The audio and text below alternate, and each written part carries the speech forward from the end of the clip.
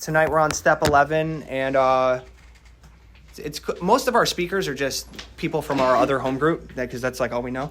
But it's cool. And tonight's no exception. No exception of that. It's another guy from our home group, but this is a guy that I've known a couple years now, and when he tells stories about himself, you get this feeling that he's lying, because it just shows how well this stuff works, because he's like, the things he describes does not seem like the guy that you're meeting at that time. So tonight our speaker is James.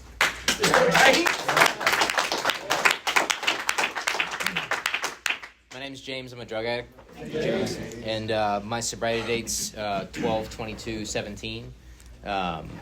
And as Chris was saying, my home group is the Fourth Dimension group. We meet on Friday nights.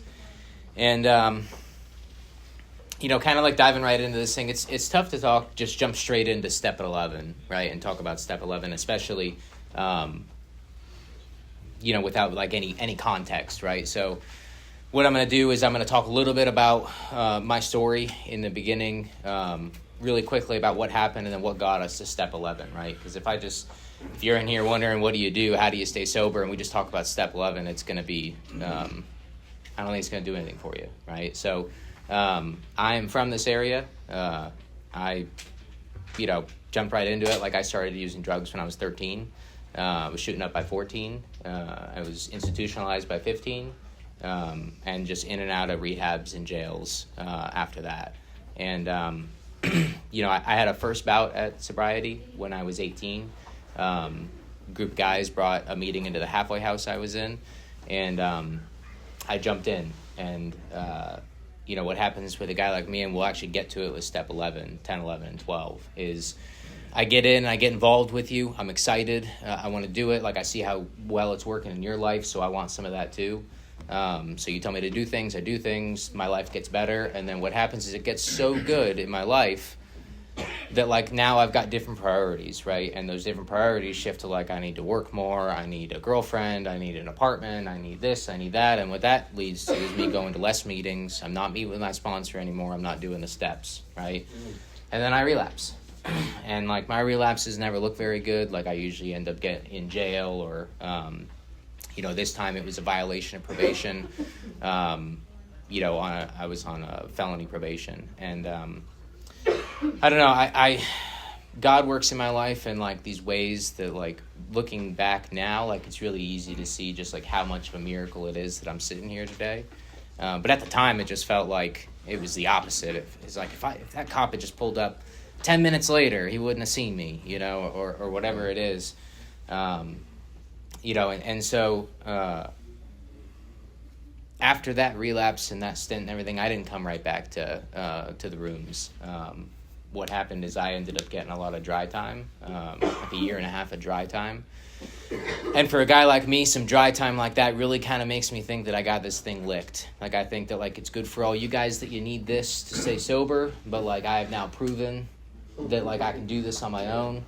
I had a fiance, I had a house, I had a car, I had a newborn baby, a 2-month-old baby at home, good paying job. I had everything going right in my life. And what happens is, like, I'm working at my job, I'm a server, and I hear chirping that one of the cooks is selling some really good Coke, and a year and a half without doing anything, it seems like it's a good idea and that I'm going to be able to control it this time to go back to shooting Coke, and there's not really a lot of, like, normal people that think that, like, oh, maybe I'm going to have a few drinks, or maybe I'm going to smoke a little weed. Like, no, I jump straight to, I'm going to do this. And as you can imagine, like, my life falls apart very quickly. So it falls apart, and I come back, and it's probably about 8 years ago right now. It was, like, really, really bad. And, like, I'm down in the dumps. And so I get to this place where, like, I don't really want to live anymore. And I've had a taste of your sobriety. I've seen that it can work, but for some reason there's a truth in me that, like, doesn't know if I want to be sober or not. And I don't know, I also didn't want to be homeless, and so, like, my wife's like, she's gonna report the car stolen, she's ready to kick me out. So, like, I make one phone call to a guy. He's in the rooms, he's just not here tonight. And I tell him I need help. and we meet at a Starbucks right down the street from here. And it was actually the night that they go Christmas caroling as a group. But we met there a couple hours early. And so what we did on that night was the 21st. My sobriety is 22nd because I came home on the 21st at like 2 o'clock in the morning. And my wife was very quick to remind me that my sobriety date is not the 21st. It is the 22nd. But on that night, we sat down and we went through the steps. We did steps 1, 2, and 3 when I sat in that car with him.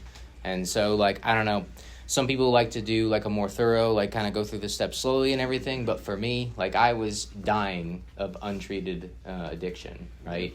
I was a bad batch away from an overdose, right? And there's, like, more gory stories about that in that run. But what it led to is, like, he's like, we have to get you into the middle of this boat. We can't have you jumping around on the outside of this boat, stringing you along with these steps. So, like, we sat down and, like, I am thoroughly convinced that my life is a ruin right now. And left to my own devices, it always will be. I've proven it over and over again to myself that it will be. Number 2, like, I was thoroughly convinced that whatever had been working in his life was still working because he was still sober from the first time I was around. His life had just kept getting better and better while mine got worse and worse. So there was something working in his life. And then he asked me if I could commit to going through with the rest of these steps. So, like, I said, absolutely. And so, like, that was my first day back in the rooms, was going through the first 3 steps. And then we went and did Christmas caroling, So if anybody's looking for the right recipe, it's coming up, actually. It's coming up. Otherwise, you got to wait another year, So I go and I do a 4th and 5th step with this guy. I go home and I do 6 and 7. 8 and 9 is kind of a longer process, but one thing with doing the steps quickly in the beginning is that doing an amends to somebody when you're like a week sober doesn't really hold a lot of depth and weight, right? I had been telling my fiance at the time, I'm sorry every single day for the last 3 months, right? So I had to go back and make some of those again. But that brings us to step 10, right? So I get to this point where, like, my life is now that foundation is starting to get laid, right? But what steps 10, 11, and 12 do for me is 10, 11, and 12 are these repeating steps that are a cycle in my life that don't stop, right? And, my first sponsor, my first time around, he's like, listen, if a step has a 1 in it, we can start it right away, right? Because all the other steps, they have action and everything, but this stuff is stuff I can live my daily life by in 10, 11, and 12. So 10 is making sure that I don't have to add more stuff to another amends list, right? So, like, I'm watching my own behavior on those days, which brings us to step 11.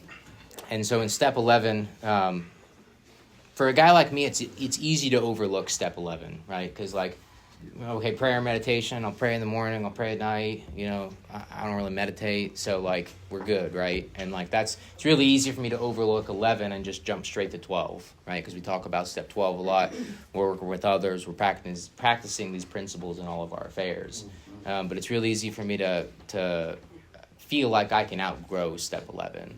But what happens for a guy like me is I can look at my own experience in my first time around and avoiding step 11 or just not doing step 11 is how I landed myself on rocks again, right? Because I failed to perfect and enlarge my spiritual life.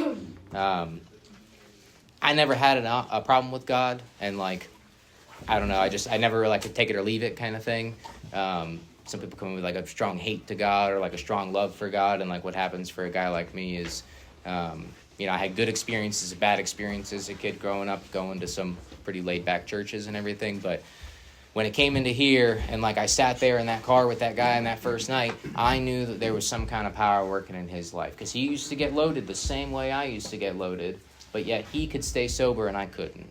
And I couldn't explain that in any other way other than he was tapped into something that I wasn't tapped into, right? So that was pretty easy, and, like, to be honest with you, my conception of God has not really it hasn't really expanded that much more over the last 8 years. I still can't describe his face to you. I'm not, like, an active churchgoer or anything, but what I can tell you is that connection that I have with God is what strengthens over time. But for a guy like me, it's really easy, I say it strengthens over time. It's just as easy for me to lose that connection to God. But step 11 is what helps me ensure that I don't lose that connection with God. And so, like, on page 86, and, like, I'm not going to read through them, but, like, on steps, or at page 86, it gives me really clear direction on what I can do when I wake up in the morning and when I go to bed at night.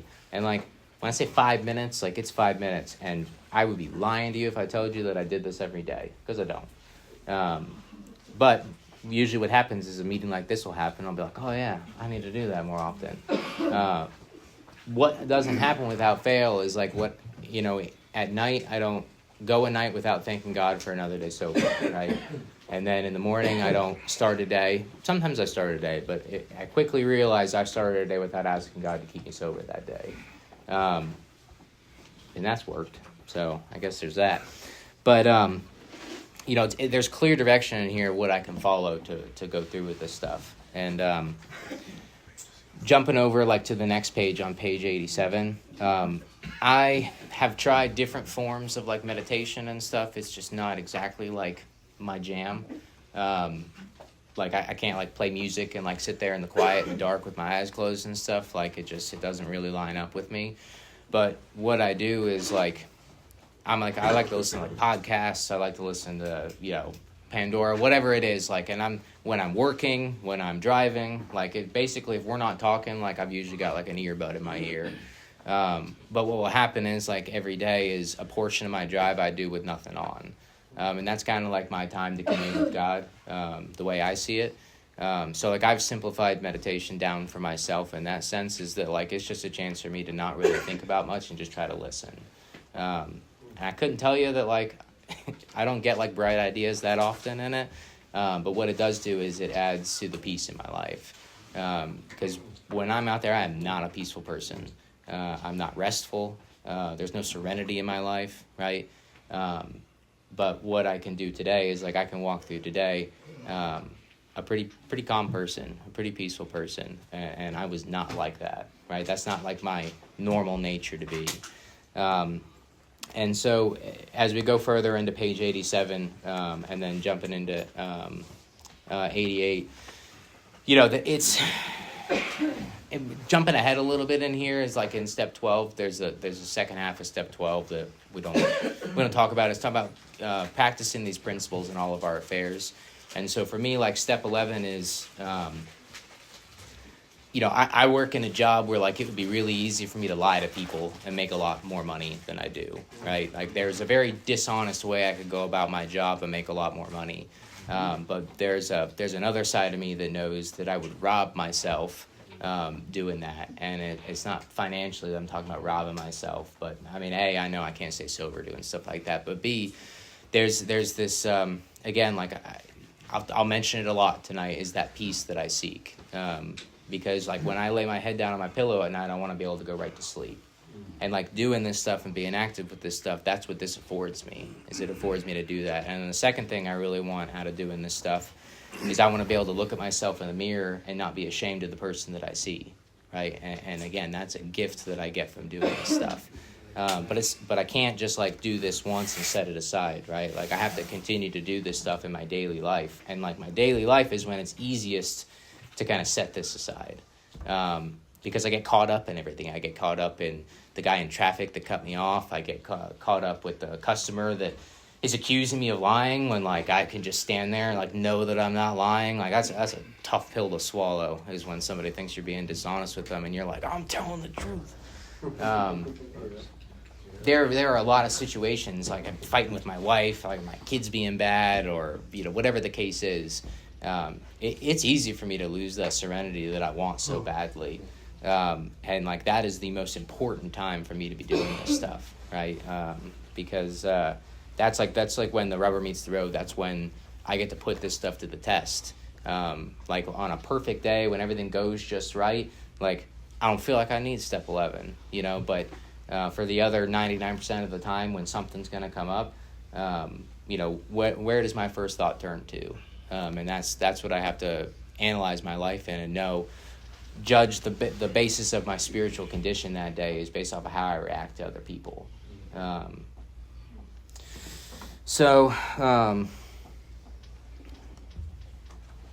hadn't been that long.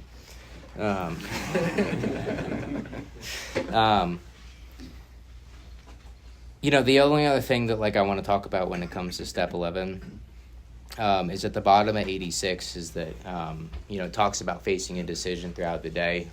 I had a sponsor for, about 3 years that, I would have these really important decisions to make in my life, about my employment or about, my marriage status or about, it's really, really important things. And I would bring it to my sponsor to kind of talk about. I was past the point of making, rash decisions. And he'd be like, have you prayed about it? And I'd be like, oh, wow, what an idea. It's not my first go-to. No matter how long I stay sober, my first instinct is I can think my way through this. I have the power. And what gets proven to me over and over again is that I don't have the power. And so when I pray about this stuff, it's not that I get an immediate answer or an immediate feeling of what is right or wrong in a situation, but what it does more and more is it puts more thought and it puts more time in between me and that decision. Because usually when I'm making those quick decisions, especially when they're important in nature, is usually when I make the wrong decision. It says on the bottom 86, we're often surprised at how the right answers come after we have tried this for a while. And what happens is I still call my sponsor when it's something super important like that, but what I find more and more is that I just ask for God's direction in this kind of stuff. And then what ends up happening is I don't make the right decision every single time. I still make plenty of the wrong decisions, but the consequences and the blowback and what ends up happening out of those poor decisions that I still make on a daily basis is that they're not so drastic. They're not life altering anymore. Whereas in the past, it was life ending. And in the past, year. I guess it's been more than a year now. I started a business, and starting a business is this really, really stressful thing where I feel I have to make all of these really hard decisions. And what ends up happening is the more that I go to God with these decisions that I have to make, the smoother that they go. And so if you're sitting here and I'm not on step 11, I don't know really what you're talking about. What's happened for a guy like me is that I can go from at times homeless, incarcerated, just a hopeless junkie, right? Just this mess of a life, this family that I've heard over and over again, these people that I've just betrayed, to all of a sudden now, my mom knows where I am tonight. My wife knows where I am tonight. My kids haven't seen me loaded. I've got employees that can count on me that they're going to get paid on Friday because I didn't spend all the money on drugs, right? Which it still sounds good. It still sounds we're going to go to bi-weekly. I'll pay you next week.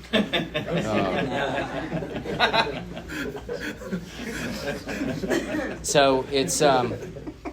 my point is that if you're not on step 11, that's okay. You could be on step nothing, right? But what it is if this stuff can work for a guy like me, it can work for anybody. Because when I walked in here, especially walking in here for round 2, because in round 1 there was a lot of hope. There's a lot of hope that okay, I see all of you guys have done it, so I'm gonna do it too, and I'm really smart too. So first go around, I got this. To then mess it all up, it hurts the ego and the pride a lot, and that's why I had a hard time coming back in. But when that window cracks open for a guy like me, it doesn't stay open for long, because I get myself in somewhere, I get comfortable, I start eating again, I get some dry time put together, and all of a sudden I don't need this stuff anymore. I've got a backup plan. I got something else I can figure out. But when that window cracks open, then all of a sudden this stuff. I'm open and willing to do the stuff that's suggested by you guys in this book. And my life gets better and better because of it. And that's all I got. Thanks, James.